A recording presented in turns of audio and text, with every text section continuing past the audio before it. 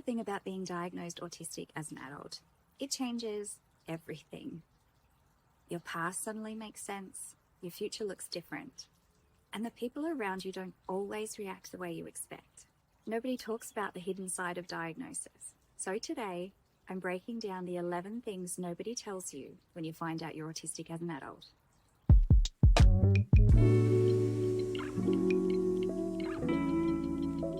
Getting diagnosed as autistic as an adult is a huge life-changing moment. For me, it wasn't just about the relief. It was confusion, grief, anger, and honestly, a whole mix of emotions. And ones that I didn't expect, because nobody hands you a guidebook. Nobody prepares you for what it's really going to feel like. So today, I want to share the 11 things nobody tells you when you're diagnosed autistic as an adult, the things that I didn't know. But before we dive in, if I could please ask you to like and subscribe, it really helps the channel and it helps our community grow. Number 1, you might grieve the childhood you didn't have. Now, when I first got my diagnosis, the strongest emotion wasn't just relief, it was grief. I looked back at my childhood with new understanding, and I realized how much of it had been shaped by me not knowing I was autistic.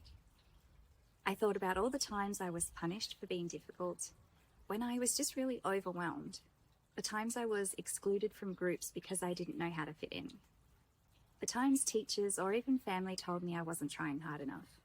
That grief hit me like a wave, and I felt like mourning the childhood I could have only had if I'd known, if I'd had support, and if people had understood me, or if I had understood myself. Nobody tells you that a diagnosis in adulthood can feel like losing something you never got to have. Which leads on to number 2, the anger that follows. After the grief came the anger. I started thinking about all of the years I spent blaming myself. All of the times I called myself lazy, broken, or stupid, when really I was autistic. I was angry at the systems that missed it, angry that nobody saw the signs, angry at how much harder my life became because of the gap in understanding. And it doesn't stop with the past. Sometimes the anger is about the present, the lack of resources, the stereotypes that still follow us, and the way adults are dismissed or told they don't look autistic. That anger is part of the process. It doesn't mean you're bitter. It means you're finally allowing yourself to feel what was pushed down for so long. Number 3, accessing therapy and support isn't easy. When I first got diagnosed, I thought, finally, doors are going to open, I'll have access to therapy, accommodations, maybe even some funding or resources. But the truth, it wasn't that simple. Finding the right support was like navigating a maze. Therapy often wasn't accessible, either because of cost, long wait lists, or because many of the therapists didn't actually have an understanding of autism. I can't tell you how many times I sat in front of a professional who gave me generic advice that didn't actually work for my autistic brain. The reality is, diagnosis doesn't guarantee support. Sometimes it's just the start of another uphill battle, and that can feel really discouraging right when you're most vulnerable, and you're just trying to find your footing. Number 4, you might feel more disabled after the diagnosis. Now, this one caught me completely off guard. I thought a diagnosis would make me feel lighter, more free. And in some ways it did. But in other ways, I started to feel more disabled. Before, I pushed myself and I masked and I tried everything to blend in, and I told myself, this is life. Everyone finds it hard. But once I had the diagnosis, I couldn't unsee the difficulties. Suddenly, I realized that the exhaustion after social events wasn't normal, that my sensory sensitivities weren't just quirks, that the burnout I'd been living with for years was actually my body screaming at me. And when you stop forcing yourself to push through, the weight of those struggles can feel heavier. It's not that you suddenly got worse, it's that you finally stopped gaslighting yourself into thinking you were fine. Number 5, masking becomes harder.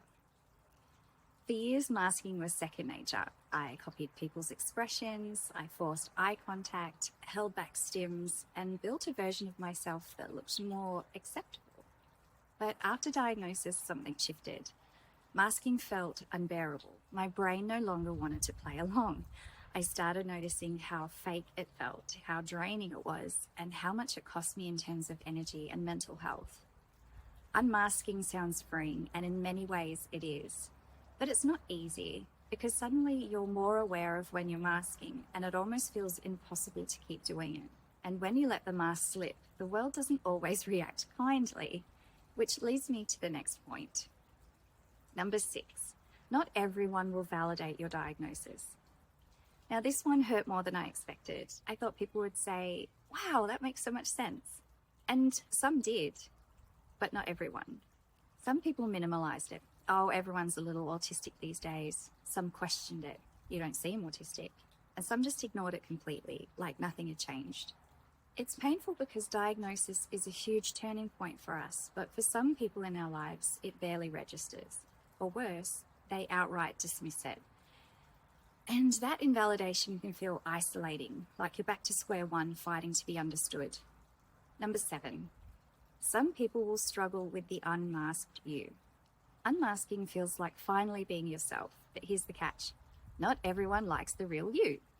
When I started showing up authentically, stimming more openly, setting boundaries, saying no when I was overwhelmed, some people pulled away.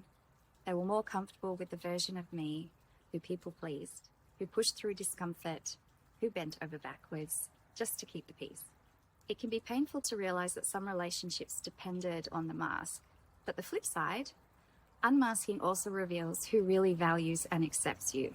The people who stay, they're the ones worth keeping. Number 8, self-understanding becomes a double-edged sword. A diagnosis gives you clarity. It explains so much. The struggles, the patterns, the things that never made sense. It's like the missing puzzle piece. But at the same time, that clarity comes with a cost. You start replaying your life through this new lens. And sometimes it hurts. You remember every time you were told off, every failed relationship, and every time you felt wrong.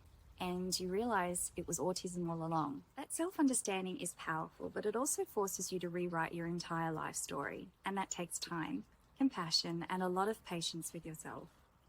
Number 9, community is everything. Now, this was one of the most beautiful surprises. Community changes everything. When you start connecting with other autistic adults, you suddenly don't feel so alone. The first time I saw someone stim the way I did, or describe the sensory overload the way I experienced it, I felt like this massive wave of relief. Like, oh, it's not just me. There's nothing wrong with me. And honestly, that's why I started this YouTube channel. I wanted to create a space where neurodiverse people could connect, share experiences, and learn from each other. Community is what makes this journey less isolating. It's what turns the grief and the anger into connection and empowerment. Now, number 10, diagnosis is just the beginning. At first, I thought the diagnosis was the end of the road. Like, okay, I finally have my answer. But I quickly realized it's just the beginning. Diagnosis is the starting point for a whole new journey. Learning your needs, figuring out your boundaries, and healing from years of misunderstanding, and building a life that works for you. Now, there's no quick fix, no overnight transformation, but there is growth and there is possibility. And every step you take brings you closer to living authentically. Now, last but not least, number 11, co-occurring conditions are common. Now, something else that almost nobody tells you is that autism often doesn't travel alone. Many autistic people also have co-occurring conditions like ADHD, anxiety, depression, epilepsy, sleep disorders, EDS, dyspraxia, or gastrointestinal issues. For women, PMDD disproportionately affects those with autism and ADHD. PMDD is a severe form of premenstrual syndrome, or PMS as it's more commonly known. It's characterized by significant mood disturbances, irritability, and emotional symptoms that occur in relation to the menstrual cycle. Now, mentioning all of this is not to add any more info to stress you out. It's just really helpful to know, because sometimes what we think are just autistic struggles can actually be part of something else that needs attention too. Understanding co-occurring conditions means you can advocate for yourself better, get more targeted support, and connect the dots on why certain challenges show up in your life. Awareness really is power. So, those are the 11 things nobody tells you when you're diagnosed autistic as an adult. It's a messy, emotional, beautiful journey, one that comes with grief and anger, but also relief, community, and self-acceptance. If you've been through this yourself, I would love to hear your story in the comments. What surprised you the most about getting diagnosed?